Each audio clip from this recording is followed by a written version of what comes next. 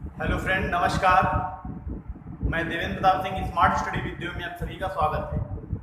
आज आपके सामने पॉलिटी का मैं वीडियो लाने जा रहा हूँ और पॉलिटी के वीडियो में हम लोगों को जो एक्ट थे चल रहे थे उसमें जो हमारा अगला एक्ट आना था वो था 1833 का चार्टर अधिनियम। 1833 का चार्टर अधिनियम 1833 के चार्टर अधिनियम की बात करें तो यह अधिनियम भी बहुत इंपॉर्टेंट, बहुत ही खास है। अब इस अधिनियम में क्या इंपॉर्टेंट व खास है, इस पे चर्चा करते हैं।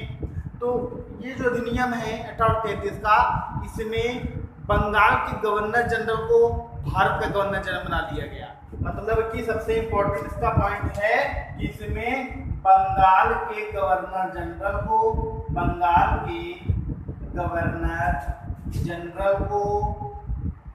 क्या बना दिया गया? भारत का गवर्नर जनरल बना दिया गया।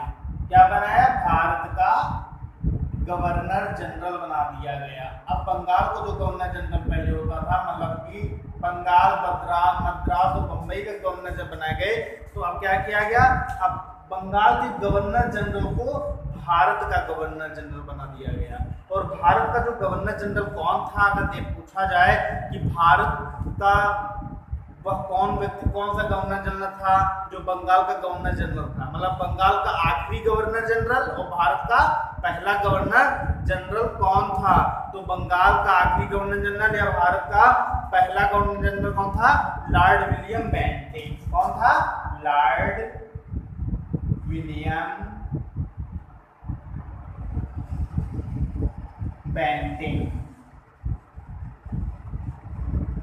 लॉर्ड विलियम बेंटिंक जो थे ये पहले भारत के गवर्नर जनरल एवं बंगाल के आखिरी गवर्नर जनरल थे। मतलब इस एक्ट में कहा गया है कि ब्रिटिश सरकार का केंद्रीकरण, अभी तक क्या था? ईस्ट इंडिया कंपनी का यहाँ पे शासन स्थापित था। अब क्या था? अब ब्रिटिश ईस्ट इंडिया कंपनी का एक प्रकार से देखा जाए तो नियंत्रण हो गया था ईस्ट इंडिया कंपनी पर। ईस्ट इंडिया कंपनी पर नियंत्रण स्थापित हो गया था इस एक्ट में। जब ये हुआ, जब बंगाल के गवर्नर जनरल को भारत का गवर्नर जनरल बना दिया गया, इसके बाद उन्होंने क्या किया? इस एक्ट में कहा कि मद्रास एवं बम्बई के जो गवर्नर जनरल हैं, मद्रास व बम्बई के गवर्नर जनरलों को, जो बम्बई और मद्रास के गवर्नर जनरल हैं, इनकी विधायी शक्तियां जितनी थी वो सभी क्या खत्म कर दी गई। अगर बात करें कि बंगाल व मद्रास की जितनी भी गवर्नर जनरल पर विधायी शक्तियां थी इनको खत्म कर दी गई और ये सारी शक्तियां भारत के गवर्नर जनरल में जोड़ दी गई, भारत के गवर्नर जनरल के अंडर हो गई। मतलब कि जितनी भी विधायी शक्तियां, जो भी चीजें बनाई जाएंगी वो इन लोगों के माध्यम से नहीं, अब ये जो बनाएगा वही फॉलो होगा पूरे देश के अंदर। ठीक है, तो मद्रास और बम्बई के गवर्नर जनरलों के पास जो विधायी शक्ति थी उसको खत्म कर दिया गया। अगर हम कहें कि स्पष्ट भाषा में बात करें तो स्पष्ट भाषा का मतलब ये है कि भारत के सभी नागरिक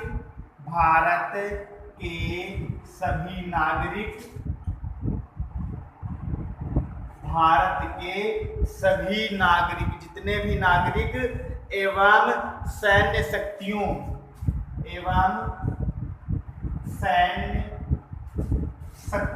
पर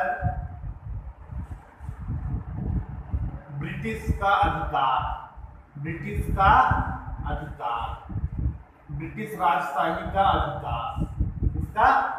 राजशाही का अधिकार, अगर स्पष्ट भाषा में बात करें तो भारत के नागरिकों एवं सभी सैन्य शक्तियों पर अब ब्रिटिश राजशाही का अधिकार। अब ईस्ट इंडिया कंपनी ने ब्रिटिश ईस्ट इंडिया कंपनी को जितनी भी पावर्स थी वो लेस हो गई। अब क्या? अब ईस्ट इंडिया कंपनी जगह ब्रिटिश राजशाही शासन करेगी। ठीक है। अच्छा, इसमें एक बात और मैं आपको बता दूं, इसमें एक बात और है कि अब ईस्ट इंडिया कंपनी का जो सिस्टम था, नोट करते चलना, ईस्ट इंडिया कंपनी का जो सिस्टम था, ईस्ट इंडिया कंपनी का जो काम चल रहा था, अगर इसकी बात करें तो ईस्ट इंडिया कंपनी जो व्यापारिक सिस्टम था, ईस्ट इंडिया कंपनी का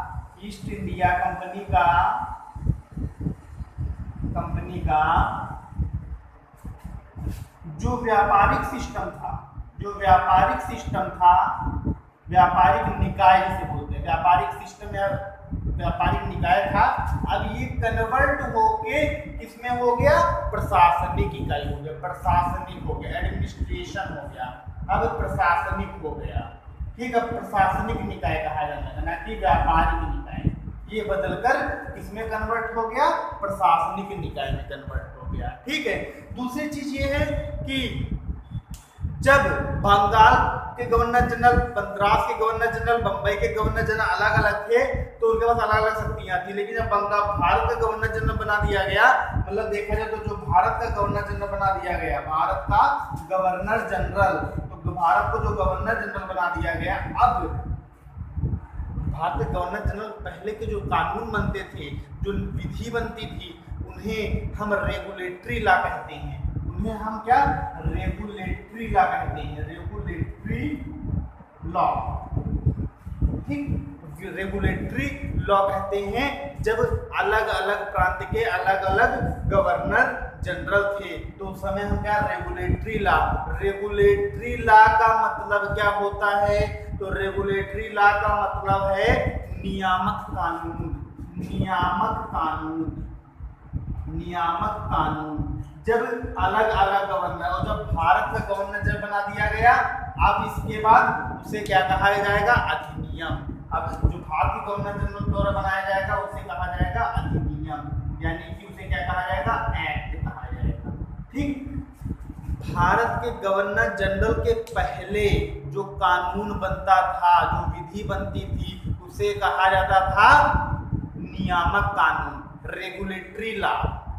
जब सब भारत, बंगाल के गवर्नर जनरल को भारत का गवर्नर जनरल बनाया गया, संपूर्ण भारत का, अब क्या कहा जाएगा उसे, उसके द्वारा जो कानून बनाए जाएंगे उसे अधिनियम बोला जाएगा, यानी कि एक्ट बोला जाएगा। ठीक है, तो बंगाल के गवर्नर जनरल पे क्वेश्चन आ सकता है कि नियामक कानून, अधिनियम कब बना, नियामक कानून जो है, अधिनियम कानून कब बना, तो 1833 के चार्टर अधिनियम में इसे क्या कहा गया, अधिनियम कहा गया।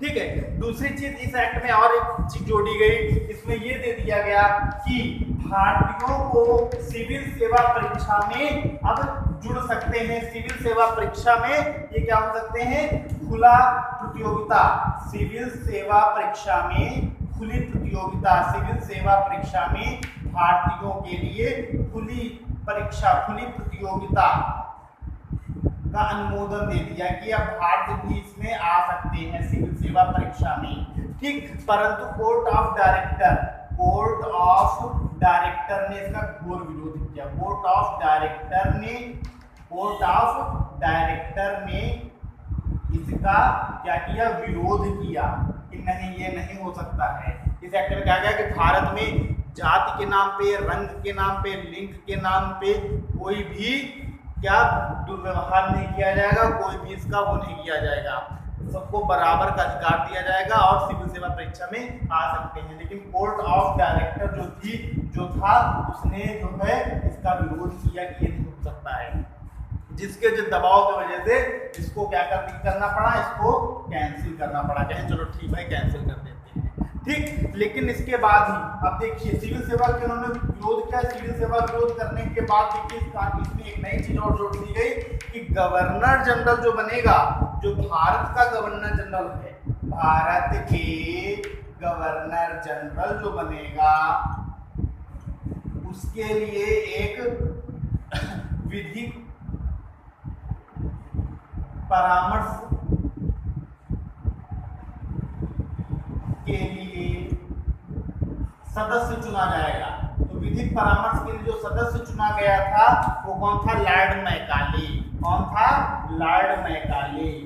ठीक, लॉर्ड मैकाले। गवर्नर जनरल की जो परिषद थी, गवर्नर जनरल की जो परिषद थी, गवर्नर जनरल के परिषद में एक विधिक परामर्श व्यक्ति चुना जाएगा, सदस्य बनेगा, वो लॉर्ड मैकाले। वो गवर्नर जनरल की परिषद में बैठ सकता है, बहस कर सकता है, परंतु इसे मतदान का अधिकार नहीं था। इसे मतदान का अधिकार नहीं था, केवल गवर्नर जनरल की परिषद में बैठने का अधिकार दिया गया था, बहस करने का अधिकार दिया गया था, चर्चा का अधिकार दिया गया, लेकिन मतदान का अधिकार नहीं दिया गया था। ठीक, उसके अलावा गवर्नर जनरल ने इसी के बाद जस्ट 1834 ईस्वी में गवर्नर जनरल ने, भारत के गवर्नर जनरल ने एक 4 सदस्यीय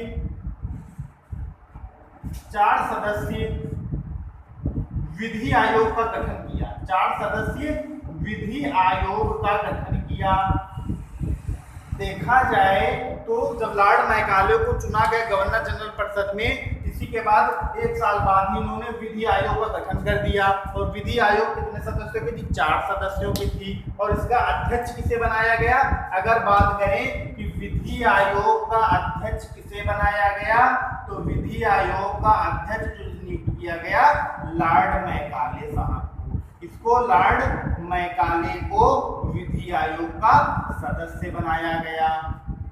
ठीक, इसी विधि आयोग के द्वारा नए कानून बनाने का फैसला लिया गया। नए कानून बनेंगे, जो विधि कानून के सलाहकार होंगे वो मैकाले साहब होंगे, उनके साथ 4 सदस्य रहेंगे जो इनकी मदद करेंगे, जो गवर्नर जनरल की मदद करेंगे। ठीक, इसी एक्ट के द्वारा ही 1843 ईस्वी में, इसी एक्ट के द्वारा ही 1843 ईस्वी में भारत में दास प्रथा, इसी एक्ट के माध्यम से 1843 ईस्वी में दास प्रथा जो थी उसे विधि विरुद्ध घोषित कर दिया गया। विधि विरुद्ध घोषित कर दिया गया कि विधि विरुद्ध है दास प्रथा, जिसमें दास प्रथा का अंत हुआ। तो 1833 एक्ट के तहत विधि विरुद्ध क्या घोषित किया गया? दास प्रथा। दास प्रथा किस एक्ट के अंतर्गत बंद किया गया? विधि विरुद्ध कानून के विरुद्ध घोषित किया गया। तो 1833 के चार्टर अधिनियम 1843 में दास प्रथा का अंत कर दिया गया भारत में। ठीक, तो 1833 के चार्टर अधिनियम के तहत जितनी चीजें मैंने बताई, समझाई, वो सब खास और इंपॉर्टेंट पॉइंट्स हैं। ठीक, आप लोग जब वीडियो देखिए तो सारे पॉइंट नोट करिए, जिसकी वजह से आपके डाउट सारे क्लियर हो जाएंगे। उसके अलावा जिन लोगों को पीडीएफ नोट्स चाहिए वो हमारे टेलीग्राम चैनल से जुड़ सकते हैं। हमारा टेलीग्राम चैनल है स्मार्ट स्टडी देव के नाम से है। आप हमसे टेलीग्राम चैनल से भी जुड़ सकते हैं। मेरा टेलीग्राम जो लिंक है, टेलीग्राम चैनल है, आप उससे जुड़ सकते हैं। और हम हर एक वीडियो के डिस्क्रिप्शन बॉक्स में हमारा टेलीग्राम लिंक पड़ा होता है, जिससे आप टेलीग्राम से जुड़ सकते हैं। जो जो टॉपिक पढ़ाऊंगा उसके वीडियो आपको पीडीएफ नोट्स भी मिल जाएंगे। ठीक, तो साथ ही साथ हमारे वीडियो को आप सभी लोग लाइक, कमेंट व शेयर जरूर करें, ज़्यादा से ज़्यादा लोगों तक पहुंचाएं। आप सभी लोग देखें और हमारे चैनल स्मार्ट स्टडी वीडियो को जरूर सब्सक्राइब करें और बेल आइकन को दबाएं, जिससे नई वीडियो आने की आपको नोटिफिकेशन मिलती रहे। धन्यवाद, नमस्कार।